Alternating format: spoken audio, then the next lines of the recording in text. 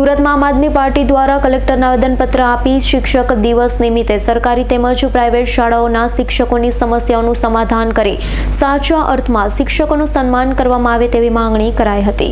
ભારતનું ભવિષ્ય ભારતના વર્ગખંડોમાં ઘડાય છે અને શિક્ષક એ ભાવિનો ઘડવૈયો ગણાય છે। વળી આપણી ભારતીય સભ્યતા અને સંસ્કૃતિએ ગુરુનો ખૂબ જ મહિમા ગયો છે। આવા ગુરુજનો શિક્ષકોનું સન્માન કરવું અને જાળવવું એ આપણું પરમ કર્તવ્ય છે। પણ બહુ દુઃખદ બાબત એ છે કે આજે જ શિક્ષકોની હાલત ખૂબ જ દયનીય છે। શિક્ષકોના અનેક પડતર પ્રશ્નો અને સમસ્યાઓ છે જેનું નિરાકરણ થતું નથી, જેમાં શિક્ષણની ગુણવત્તા સુધારવા માટે અને આ થકે રાષ્ટ્ર નિર્માણ માટે ગુજરાતના તમામ સરકારી તેમજ પ્રાઇવેટ શાળાના શિક્ષકો વતી અમારી આ મુજબની માંગણીઓ છે। પ્રાઇવેટ શાળાના શિક્ષકોએ તેમની લાયકાત અને પરિશ્રમ અનુસાર સન્માનજનક વેતન મળે તેવી વ્યવસ્થા ઊભી કરવામાં આવે અને કડક અમલીકરણ કરવામાં આવે। પ્રાઇવેટ શાળાના શિક્ષકોને પણ રજાના યોગ્ય લાભો આપવામાં આવે, તેમના કામના કલાકોનું નિર્ધારણ કરવામાં આવે। સરકારી શાળાના શિક્ષકોને શિક્ષણ સિવાયના તમામ કામોમાંથી મુક્તિ આપવામાં આવે। રાજ્યની તમામ સરકારી શાળામાં ખાલી પડેલી શિક્ષકોની જગ્યા તાત્કાલિક ભરી ટાટ ટેટ પાસ બેરોજગાર શિક્ષકોને ન્યાય આપવામાં આવે। વિદ્યાર્થીઓને પૂરતા શિક્ષકો ફાળવવામાં આવે। ગુજરાતની તમામ સરકારી શાળાઓને પટ્ટાવાળા, સફાઈ કર્મી, ક્લાર્ક અને કોમ્પ્યુટર ઓપરેટર સહિતનો સંપૂર્ણ બિન શૈક્ષણિક સ્ટાફ પૂરો પાડી શિક્ષકોના કામમાંથી મુક્તિ આપવામાં આવે।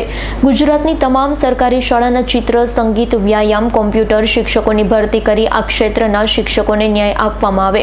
બાળકોમાં કૌશલ્યનો વિકાસ કરવામાં આવે। જ્ઞાન સહાયક યોજના તેમજ પ્રવાસી શિક્ષક યોજના જેવી છેતરપિંડી કરતી યોજનાઓ બંધ કરવામાં આવે। જૂની પેન્શન યોજના લાગુ કરવામાં આવે। ફિક્સ પેની અવિચારી પ્રથા બંધ કરી શિક્ષકોને પ્રથમ દિવસથી જ કાયમી ગણવામાં આવે। વર્ષોથી અટકી પડેલી બદલીઓ તાત્કાલિક શરૂ કરી શિક્ષકોને બદલીનો લાભ આપવામાં આવે તેમજ બદલીના નિયમ અને પ્રક્રિયા સરળ તેમજ ઝડપી બનાવવામાં આવે। મારું નામ રામ ધડુક છે। હું આમ આદમી પાર્ટીનો પ્રદેશ સંગઠન મંત્રી છું। આજે અમે મુખ્યમંત્રીશ્રીને રજૂઆત લઈને આવ્યા છીએ અને કલેક્ટર મારફતે આવેદનપત્ર આપ્યું છે।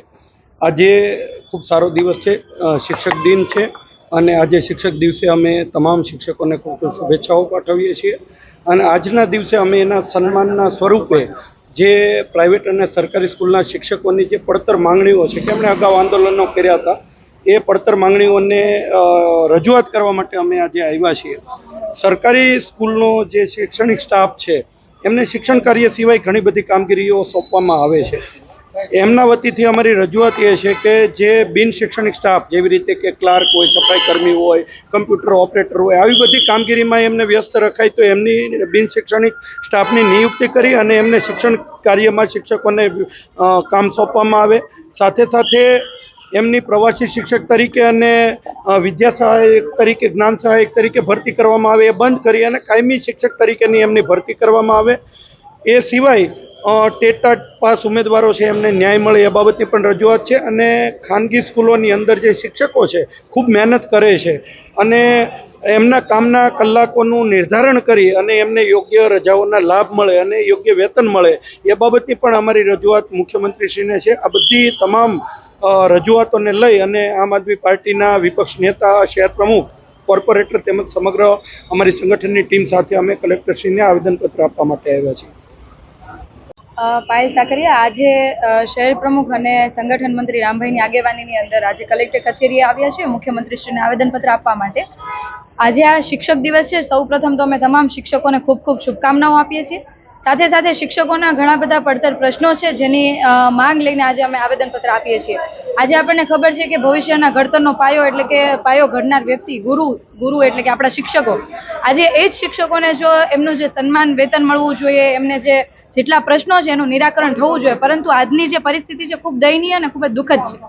કારણ કે જ્ઞાન સહાયક યોજનાથી જે રીતના શિક્ષકો પૂરા પાડવામાં આવે છે એના કરતાં જો કાયમી શિક્ષકો પૂરા પાડવામાં આવે, કાયમી શિક્ષકોની ભરતી કરવામાં આવે, જેથી ટેટ ટાટના જે ઉમેદવારો છે એમને પણ રોજગારી મળી રહે અને સારા શિક્ષકો મળી રહે, જેના કારણે સારું ભવિષ્ય ઘડતર થઈ શકે। સાથે સાથે જે ઓલ્ડ પેન્શન યોજના છે, જૂની પેન્શન યોજના છે, એ લાગુ કરવામાં આવે અને શિક્ષકો માત્ર સરકારી કે પ્રાઇવેટ નથી હોતા, પરંતુ તમામ શિક્ષકોને સન્માનજનક રાશિ મળે।